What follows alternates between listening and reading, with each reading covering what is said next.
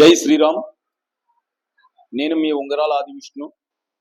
ఆత్మీయులైన హిందూ బంధువులందరికీ శ్రీకృష్ణ జన్మాష్టమి మరియు విశ్వ హిందూ పరిషత్ స్థాపనా దివస్ శుభాకాంక్షలు.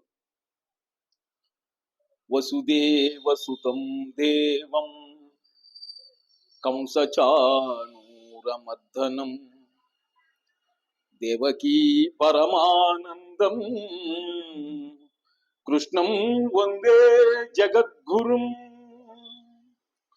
అఖిలాండకోటి బ్రహ్మాండ నాయకుడైనటువంటి శ్రీమన్నారాయణుడు దుష్ట శిక్షణ, శిష్ట రక్షణ, ధర్మ సంరక్షణార్థము అనేక అవతారములు ధరించి ధర్మ సంస్థాపన చేయడం జరిగింది ఈ లోకంలో.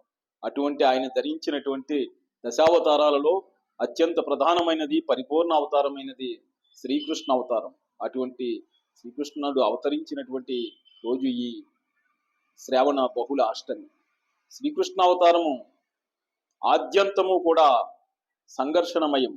ఆయన సుమారు 125 సంవత్సరాలు జీవించినప్పటికీ ఆయన అనేక ఆటుపోట్లను, అనేక సవాళ్లను, అనేక సంఘర్షణలను ఎదుర్కొంటూ మొక్కవోని ధైర్యంతో, ఆత్మవిశ్వాసంతో సమస్యలను పరిష్కరించుకుంటూ ఆయన దుష్ట శిక్షణ చేసి అవతార కార్యాన్ని నెరవేర్చి ధర్మ సంస్థాపన చేసి భగవద్గీత అనేటటువంటి అద్భుతమైనటువంటి సాహిత్యాన్ని మానవాళికి అందించి ఆ అవతారాన్ని పరిపూర్ణ అవతారంగా నిరూపించుకున్నారు. ఆయన చేసినటువంటి లీలలు ఎన్నెన్నో, చెప్పుకోవాలంటే ఒక రోజు కాదు, మన జీవితం సరిపోదు. అటువంటి ఆయన లీలల్లో ఒకటి ఆయన గోవర్ధనోద్ధరణం చేయడం.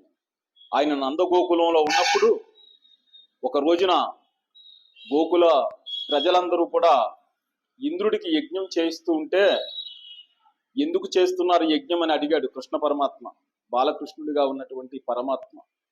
అయితే ఇంద్రుడు వర్షాలు కురిపిస్తున్నాడు మనకి, అందుచేత ఆయనకు కృతజ్ఞతగా మనం ఈ యొక్క ఇంద్రయజ్ఞాన్ని చేస్తున్నామని చెప్పగా, అవసరం లేదు, ఇంద్రుడు వర్షాలు కురిపించడం ఆయన యొక్క బాధ్యత, ఆయన కర్తవ్యం, అందుచేత మీరు ఇంద్రయజ్ఞం చెయ్యొద్దని చెప్పాడు. ఇంచేతంటే ఈయన బ్రహ్మాండానికే నాయకుడు ఇంద్రుడు, ఈయన కింద పనిచేసే ఒక ఉద్యోగి చెప్పాలంటే. ఆ విషయం ఆయనకు తెలుసు కాబట్టే అక్కడ ఇంద్రుడికి పరీక్ష పెట్టాడు. అయితే ఇక్కడ మనం గ్రహించవలసిన మరొక ముఖ్యమైన విషయం ఏంటంటే, ఒక ప్రభుత్వ ఉన్నత అధికారి ఉన్నాడు అనుకోండి, ఆయన తన కర్తవ్యాన్ని తాను చేసినందుకు మనం ఆయనకు సన్మానాలు చేయడం కానీ, లంచాలు ఇవ్వడం కానీ, వంగి వంగి దండాలు పెట్టడం కానీ, స్తోత్ర పాఠాలు చేయడం కానీ చెయ్యకూడదు. ఎందుచేతంటే ప్రజలకు న్యాయం చేయడం ఒక అధికారి యొక్క బాధ్యత, కర్తవ్యం. ఈ విషయాన్ని మనం అక్కడ గ్రహించాలి. కృష్ణ పరమాత్మ అదే మనకు సందేశం ఇచ్చారు. అయితే ఇలా చేసినప్పుడు ఉన్నత అధికారుల వల్ల మనకి ఇబ్బందులు వస్తాయి కదండి మీకు అనుమానం వస్తుంది. ఇబ్బందులు వస్తాయి, అక్కడ కూడా వచ్చాయి. కృష్ణ పరమాత్మకు కూడా ఇబ్బంది వచ్చింది. ఇంద్రుడు ఆగ్రహం చెంది వారం రోజుల పాటు ఏకదాటిగా ఉరుములు మెరుపులతోటి వర్షాన్ని కురిపించి భయోత్పాతాన్ని కలిగించాడు. ఆ సందర్భంలో పరమాత్మ గోకుల ప్రజలందరినీ, గోవులన్నింటినీ కూడా గోవర్ధన గిరి ప్రదేశానికి రప్పించి ఒంటి చేత్తో గోవర్ధన గిరిని పైకెత్తి 7 రాత్రులు 7 పగళ్ళు ఆ కుండపోతగా కురిసిన ఉరుములు మెరుపులతో కురిసిన వర్షాన్ని నుండి ఆ గోవుల్ని రక్షించి ఆయన దివ్యమైనటువంటి లీలను ప్రదర్శించాడు.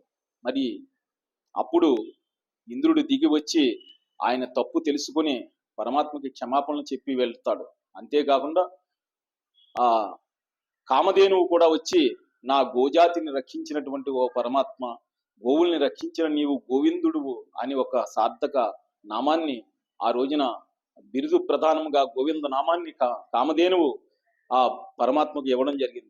ఆ నామంతో ఈనాటికి కూడా ఆయన యుగయుగాలుగా మానవాళిని రక్షిస్తూ ఉన్నాడు.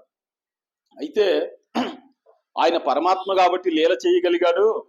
మరి ఇంద్రుడు లాంటి శక్తివంతుడితో, అంటే ఒక ఉన్నతమైన అధికారులతో ఒక సామాన్యుడు మనం ఘర్షణ పెట్టుకుంటే మనం ఎలాగా దాన్ని అధిగమించగలం అనే సందేహం మనకు వస్తుంది. దీనికి ఉదాహరణ పురాణాల్లోంచే ఒక సంఘటన. ఒక సముద్రపు ఒడ్డున ఒక పక్షి గుడ్లను పెట్టుకుంటే సముద్రము రోజు కెరటాలు వచ్చి ఆ గుడ్లను తీసుకుని వెళ్ళిపోతే ఈ పక్షి సముద్రాన్ని ఎండింపజేస్తానని భీషణమైన ప్రతిజ్ఞ చేసి తన పక్షి జాతినంతా ఏకం చేసి సంఘటితం చేసి తీవ్రమైనటువంటి ఆ ఉద్యమ రూపంలో ఆ సముద్ర జలాలను తీసుకెళ్లి బయట పోసే కార్యక్రమాన్ని తీసుకుంటే ఆ సంఘటన చూసినటువంటి నారద మహర్షి ఆ యొక్క వైకుంఠానికి వెళ్ళి గరుత్మంతుడికి విషయాన్ని తెలియజేస్తాడు. నీ పక్షి జాతికి కష్టం వచ్చింది, వాటి ఆత్మాభిమానం కోసం పోరాటం చేస్తున్నాయి, సముద్రంతో ఆ విఫలయత్నం చేస్తున్నాయి, వాటిని చూస్తే నాకు జాలేస్తుందని నారద మహర్షి చెప్పగా అంతటి మహాశక్తివంతుడైనటువంటి గరుత్మంతుడు వెంటనే స్పందించి వచ్చి సముద్రుడితోటి మాట్లాడి, నువ్వు వెంటనే ఆ గుడ్లను తీసుకువెళ్ళి ఆ పక్షికి ఇవ్వకపోతే నేను నిజంగానే ఈ సముద్రాన్ని ఇక్కడి నుంచి ఎండింపజేసి ఈ సముద్ర జలాలను ఎక్కడికో నేను తీసుకువెళ్ళి పారబోసేస్తానని ఆయన ఒక హెచ్చరిక చేయగా వెంటనే సముద్రుడు ఆ గుడ్లను వాటికి పక్షికి ఇచ్చి తన తప్పుని సరిదిద్దుకుని వెళ్ళిపోయాడు. ఇది పురాణాల్లో సాధ్యం, కానీ మనకు సాధ్యమా అండి అని మీకు ఒక సందేహం వస్తుంది. కానీ మనిషి తలుచుకుంటే, ఒక సమిష్టి సంకల్పం తలుచుకుంటే ఏదైనా సాధ్యమే. ఒక 15 మంది సభ్యులతో ప్రారంభమైన రాష్ట్రీయ స్వయం సేవక సంఘం అనేటటువంటి సంస్థ ఇవాళ ఇంతింతై వటుడింతై అన్నట్లుగా అది అనేక శాఖోపశాఖలుగా విస్తరించి ఇవాళ దేశాన్ని పరిపాలిస్తుంది. ఆ సంఘంలోని ఒక శాఖే భారతీయ జనతా పార్టీ. అదేవిధంగా ఆ సంఘంలోని ఒక శాఖ విశ్వ హిందూ పరిషత్తు 500 సంవత్సరాల అపరిష్కృత సమస్య అయినటువంటి రామ జన్మభూమి సమస్యను పరిష్కరించింది విశ్వ హిందూ పరిషత్.